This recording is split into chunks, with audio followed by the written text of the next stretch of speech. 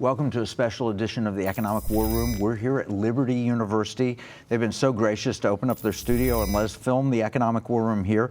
Amazing guests. We're at the National Association of Christian Lawmakers meeting, and I ran into dear friend Dr. Jim Garlow, and I welcome him back to the Economic War Room. Thank you. Good to be with you, my friend. Man, I'm excited. We're going to talk about your new book, Reversed. We're going to talk about Israel. We're going to talk about Trump. We're going to talk about so many things that are happening in the world today. But one of them that I especially want to start with is the World Health Organization. You just came back from Geneva. Correct. And you've got a report. Tell us what you learned there. Did we win? Did we lose? Are we doomed? Are we saved? Where are we? It wasn't the victory we wanted, but it wasn't the defeat it could have been for us. Bottom line, they have, for the last 2.5 years, tried to get through a treaty involving all the nations of the earth, a pandemic treaty, just so people understand what that means. It means that anytime there's a pandemic, we effectively lose our national sovereignty of all 193 nations, member nations. Yeah, and it goes beyond just pandemic. They said actually any health crisis. The pandemic is defined by them, yeah. and that means climate change, which is a perma-crisis, guns, right. An infodemic. An infodemic is if you have misinformation, disinformation, or malinformation based on what they say is all three of those. So in other words, we're in a permanent pandemic. So at that point, the General Secretary Tedros takes control of the world and dictates what has to happen in each country. Now, they had a treaty. In the case of the United States, if we have a treaty, it has to be passed by 2/3 of the Senate. Biden bypassed that, said, no, it's just an agreement. It's not a treaty. Therefore, we'll ignore that. Ron Johnson rose up, got 49 senators to come out against it. 22 attorneys general, 25 governors have stood against it so far.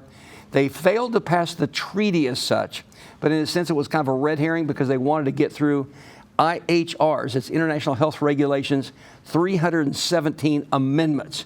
I don't know how many they actually got through, but they got through a bunch, and they're all bad and they're all dangerous.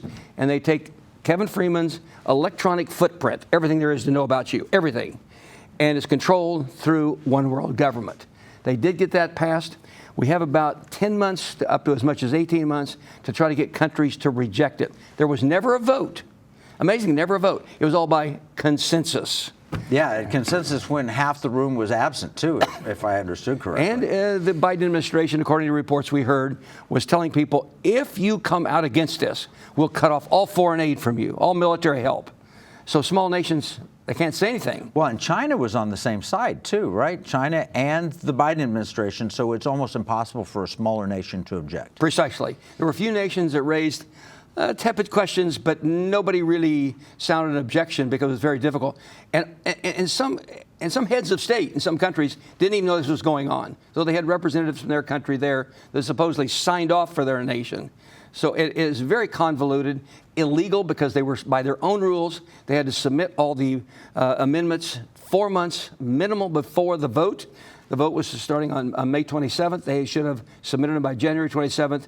They didn't give them out to about 4 minutes before they voted. So here's the economic impact. It is everything we saw in COVID, masked up, 6 feet apart, where there was no science behind it. Even Fauci's admitted that.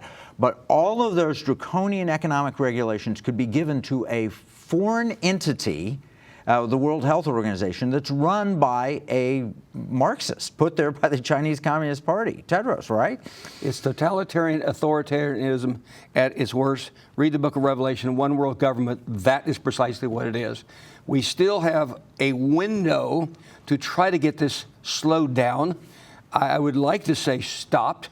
If Trump were to come back in, he has said he'll tear up the papers.